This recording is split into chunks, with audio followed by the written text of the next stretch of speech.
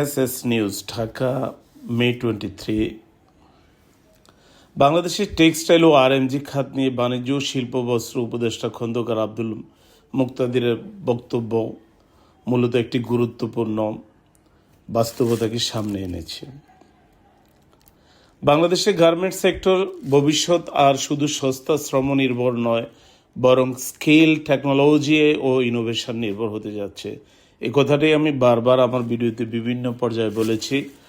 So আজকের এই যে নিউজটি আসলে মূলত তার এটাই বাস্তবতা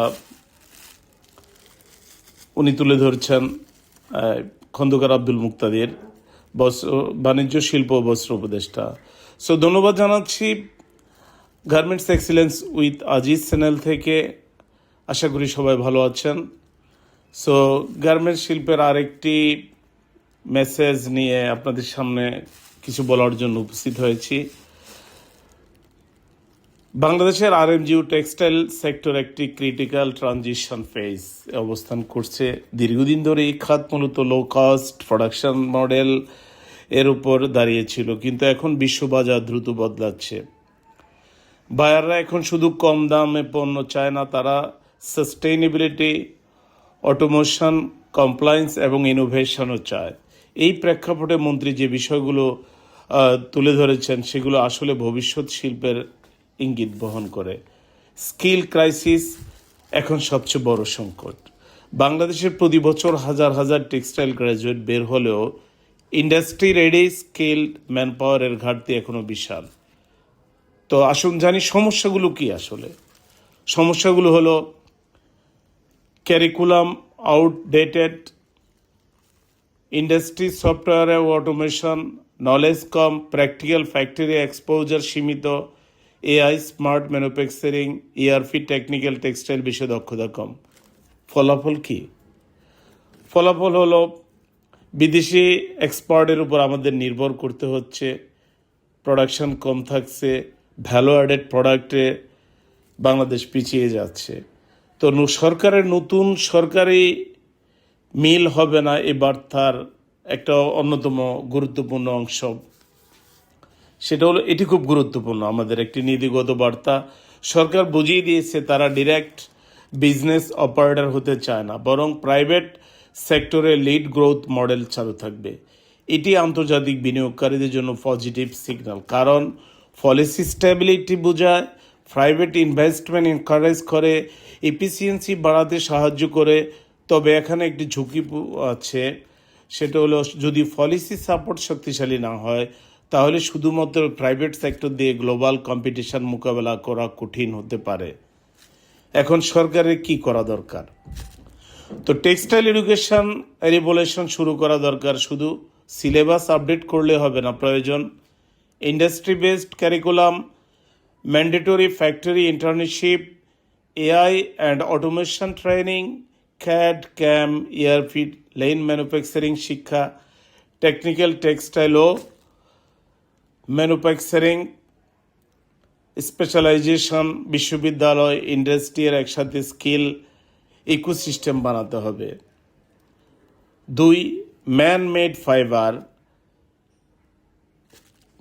এর জরুরি বিনিয়োগ।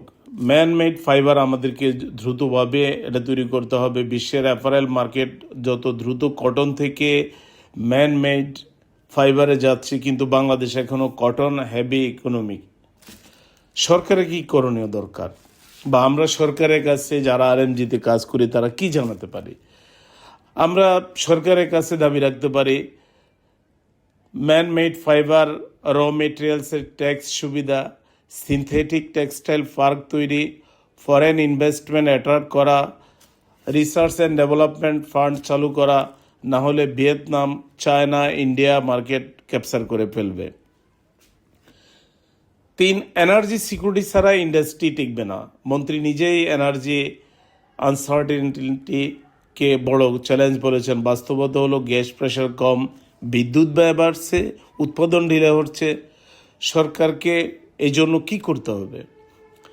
আমার মতে সরকারকে বা মন্ত্রী সাহেব যিনি বলেছেন ওনার দৃষ্টিতে হলো ইন্ডাস্ট্রিয়াল গ্যাস প্রায়োরিটি দিতে হবে, রিনিউয়েবল এনার্জি ইন্টিগ্রেশন বাড়াতে হবে, ক্যাপটিভ পাওয়ার পলিসি সহজ করতে হবে, কারণ এনার্জি ক্রাইসিসের সরাসরি এক্সপোর্ট কম্পিটিটিভনেস নষ্ট করছে।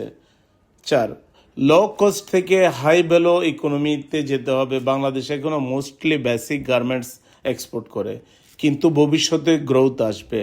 Sportswear, technical textile, functional fabric, sustainable fashion, smart textile, এখানে গভর্নমেন্ট ব্যাকড ইনোভেশন পলিসি দরকার। 5, এসএমই টেক্সটাইল মিলস বাঁচাতে হলে স্পেশাল ফান্ড দরকার।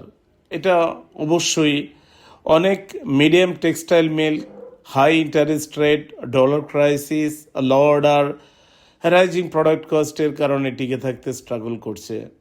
তো আমাদের দরকার low interest green financing, technology upgrade loan, export incentive, modernisation package ঘোষণা করা যেতে পারে। ওভারঅল কনক্লুশন হলো, মন্ত্রী মহোদয় যা বলেছেন সেটি শুধুমাত্র একটি সেমিনার স্পিচ নয়, এটি বাংলাদেশের টেক্সটাইল সেক্টরের ভবিষ্যৎ রোড ম্যাপের ইঙ্গিত। আগামী 5 থেকে 10 বছরে যেসব দেশ skilled man power, automation, sustainability production, man made fibre capability অর্জন করতে পারবে, তারাই গ্লোবাল অ্যাপারেল মার্কেটে নেতৃত্ব দিবে। আপনার কি মতামত? আমরা কি শুধু ক্লিন ম্যানুফ্যাকচারিং হাব নিয়েই থাকবো, নাকি next generation textile power house হবে? আশা করি আপনাদের কমেন্টসে এই বিষয়টি সম্পর্কে আপনাদের সুস্পষ্ট এবং মূল্যবান মতামত দিবেন। সো ভিডিওটি পছন্দ হলে লাইক, কমেন্ট, শেয়ার করুন। আর গার্মেন্টস উইথ এক্সিলেন্স আজিজের পাশে থাকার জন্য অনুরোধ জানিয়ে শেষ করছি। আসসালামু আলাইকুম ওয়া রাহমাতুল্লাহি ওয়া বারাকাতুহু।